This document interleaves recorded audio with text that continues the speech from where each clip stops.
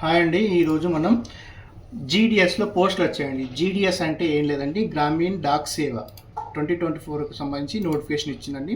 దానిలో అయితే చాలా వేకెన్సీస్ వచ్చాయి, నెంబర్ ఆఫ్ వేకెన్సీస్ వచ్చాయి. సో అది ఏ విధంగా అప్లై చేయాలో ఒకసారి తెలుసుకుందాం. మనం ముందు అయితే క్రోమ్కి వెళ్దాం. క్రోమ్కి వెళ్ళిన తర్వాత మనం జీడిఎస్ నోటిఫికేషన్ జీడిఎస్ అని ఎంటర్ చేసేసి కొట్టేస్తే డైరెక్ట్గా మనకు ఇండియన్ పోస్ట్ జీడిఎస్ ఆన్లైన్ అని వచ్చింది. ఓకేనా? సో దీంట్లోకి వెళ్ళి మనం అప్లై చేసుకుందాం. జీడిఎస్ ఎలా అప్లై చేయాలి? ఓకేనా? చూడండి, ఇక్కడ పోస్ట్ వేకెన్సీస్ అయితే చాలా ఇచ్చారండి. స్టేట్ వైజ్గా 1 నుంచి 23 స్టేట్లలో ఈ నోటిఫికేషన్ అనేది రిలీజ్ అయింది. సో దానికి సంబంధించి మనం అప్లికేషన్ ఎలా చేసుకోవాలి, ఫామ్ ఎలా ఫిల్ చేయాలి, దాన్ని ఎలా సబ్మిట్ చేయాలి అని చెప్పి చూసుకుందాం. ఓకేనా? దాంట్లో మనకు వచ్చేసి ఫస్ట్ నోటిఫికేషన్ డీటెయిల్స్ చూసుకుందాం. Description of notification. Description of నోటిఫికేషన్లో ఇది నోటిఫికేషన్ అండి. దీంట్లో మనకి ఏ విధంగా వచ్చాయని మొత్తం వచ్చేసి 36 పేజెస్ ఉన్నాయండి. 36 పేజెస్ అంటే మొత్తం మనం చదవాలంటే చాలా లెంతీ వీడియో అవుతుంది. సో దానికి టైం సరిపోదు. మనం మెయిన్ ఏమున్నాయో అవి మాత్రమే చూసుకుందాం. దీంట్లో వచ్చేసి అప్లికేషన్ డేట్ వచ్చేసి 15/7/2024 నుండి 5/8/2024 అప్లికేషన్ డేట్ అనేది మనకు అవైలబిలిటీలో ఉంది.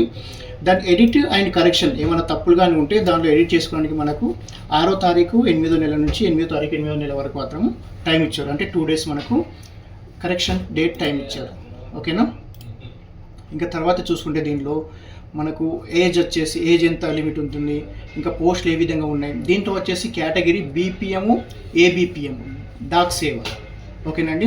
బీపీఎం, ఏబిపిఎం ఇవి పోస్టులు అనేది మనకు అవైలబిలిటీలో ఉన్నది. బీపీఎంకి వచ్చేసి 12,000 నెట్ పే. దాంట్లో అలవెన్సెస్ మొత్తం కలిపి 29,380 రూపాయలు వస్తుందండి. ఏబిపిఎం వాళ్ళకి 10,000, దానికి అలవెన్సెస్ అవన్నీ కలిపి 24,470 రూపాయలు వస్తుంది. దీంట్లో ఏజ్ లిమిట్ అనేది 18 నుంచి 40 సంవత్సరాల వరకు. 18 నుంచి 40 సంవత్సరాల వయసు ఉన్న వాళ్ళు అందరూ ఎలిజిబుల్ అండి ఈ పోస్ట్కి అప్లై చేసుకోవడానికి. సో దీంట్లో రిలాక్సేషన్ అంటే ఏ వయసు ఏ క్యాస్ట్ వరకు ఎంతవరకు రిలాక్సేషన్ ఇచ్చారు. ఒకవేళ ఎస్సీ ఎస్టీ క్యాండిడేట్ అనుకోండి వాళ్ళకు 45 వరకు అప్లై చేసుకునే ఛాన్స్ ఉంటుంది. ఒకవేళ ఓబీసీ క్యాస్ట్ వారే అనుకోండి వాళ్ళకి 3 సంవత్సరాలు అంటే 43 years వరకు ఛాన్స్ ఉంటుంది. ఎకనామికల్లీ వీక్ సెక్షన్, వీకర్ సెక్షన్లో ఉన్న వాళ్ళకి నో రిలాక్సేషన్, వాళ్ళకి ఎటువంటి ఎలిజిబిలిటీ ఉండదు. ఒకవేళ పర్సనల్ డిజబిలిటీ ఉంటే అయినా వాళ్ళకు 10 years వరకు ఉంటుంది. పర్సనల్ డిజబిలిటీ వాళ్ళకు ఓబీసీలోకి వచ్చేస్తే 13 years ఉంటుంది. పర్సనల్ డిజబిలిటీ ఎస్సీ ఎస్టీ వాళ్ళకి వచ్చేసి 15 years వరకు ఉందండి. సో నోట్ చేసుకోండి, ఏజ్ లిమిట్స్ ఇవన్నీ. ఓకే అండి? తర్వాత మళ్ళీ దీంట్లో క్వాలిఫికేషన్స్ ఇవన్నీ చూసుకునే మనం ఏ విధంగా ఉన్నది అనేది చూసుకుందామండి. ఇదండి మొత్తం టోటల్ వచ్చేసి. దీంట్లో మనకు గ్రేడింగ్ సిస్టమ్ అనేది ఉంటుంది. A1, A2, B1, B2, C1, C2, D. ఓకేనా? గ్రేడ్ పాయింట్ అనేది 10 వస్తే A1, 9 వస్తే A2, 8 వస్తే B1, B2 వస్తే 7, 6 వస్తే C1, 5 వస్తే C2, 4 వస్తే D అండి. సో ఇది గ్రేడింగ్ పాయింట్స్, మల్టిపుల్ ఫ్యాక్టర్స్ ఇలా వస్తాయండి. ఓకేనా? ఇది పాయింట్ సిస్టమ్. ఇప్పుడైతే ఎవరికైతే సిజిపిఏ జీపీఏ ఉందో వాళ్ళకు పాయింట్ సిస్టంలో మార్క్స్ అనేది ఉంటుంది.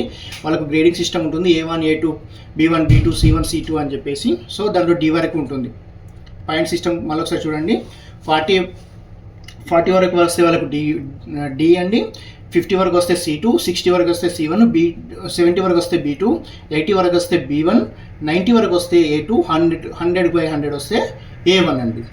వాళ్ళ గ్రేడింగ్ సిస్టమ్. దాంట్లో మన పర్సెంటేజ్ ఏ పాయింట్స్ వచ్చాయో దీనిపై మల్టిపుల్ ఫ్యాక్టర్స్ చేసుకుంటే, మల్టిప్లికేషన్ చేసుకుంటే మనకు జీపీ అనేది వస్తుంది. ఓకేనండి? దీనికి కావాల్సిన details mark sheet, identity proof, caste certificate, PWD certificate, EWS certificate, transgender అయితే transgender certificate, date of birth proof, medical certificate issued by medical officer of government, list of local languages for GDS engagement. దానికి list of local language ఏ విధంగా ఉన్నాయో చూసుకుందాం ఒకసారి. ఆంధ్రప్రదేశ్ తెలుగు, అస్సాం వచ్చేసి అస్సామీ, గుజరాత్ వచ్చేసి గుజరాతీ, కొన్ని స్టేట్లలో వచ్చేసి హిందీ. ఓకేనండి? ఉర్దూ కూడా అవైలబుల్లో ఉంది. లాంగ్వేజ్ అనేది ఇక్కడ ఇవ్వడం జరిగింది. సో లోకల్ క్యాండిడేట్స్ ప్రిఫరెన్స్ అనేది ఇస్తారు ఈ జాబ్స్కి. సో ఏ లోకల్లో ఉన్నారో ఆ లోకల్ వాళ్ళు ఆ పోస్టుకు ఎలిజిబుల్లో ఉంటారండి. దాన్ని ఎలా తీసుకున్నారనేది చూద్దాం. ఓకేనా, ఇది డిక్లరేషన్ ఫామ్స్ ఉన్నాయి దీనిలో, ఇవి చూసుకోవాలి. ఓకేనండి, మనం ఎలా ఈ వీడియోలో ఇంతవరకు చూసాం కదా. నెక్స్ట్ వీడియోలో మళ్ళీ ఏ విధంగా అప్లై చేయాలి, రిజిస్ట్రేషన్ ఎలా ఫిల్ చేయాలి అనేది చూద్దాం. ఓకేనండి, థ్యాంక్ యూ.